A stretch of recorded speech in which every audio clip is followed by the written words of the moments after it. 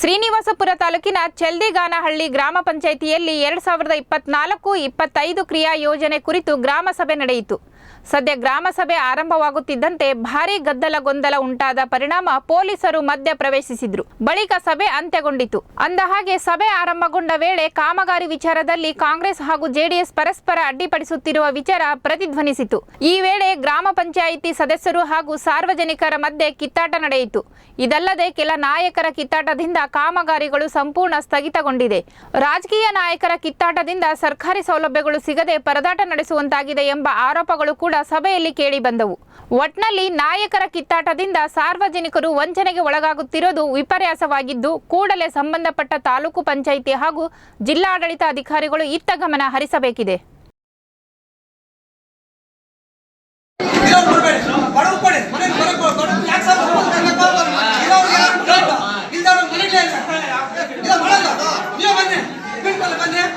ಜನ ಸೇರಿಸಿ ಯಾರು ಬಡವ್ರ ಮನೆಗೆ ನಾವು ಕೊಡಿ, ನಾವು ಬೇಡ ನೋಡ್ತಿಲ್ಲ. ಇರೋರೆಲ್ಲ ನಾವು ಮನೆ ಇದೇ ಮನೆ ಮಾಡೋದು ಮನೆಗೆ ಮಾಡಬೇಡಿ,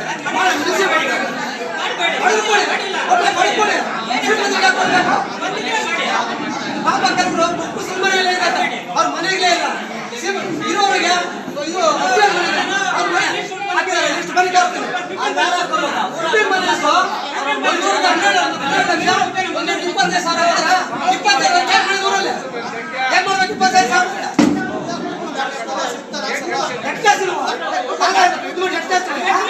ನೀವು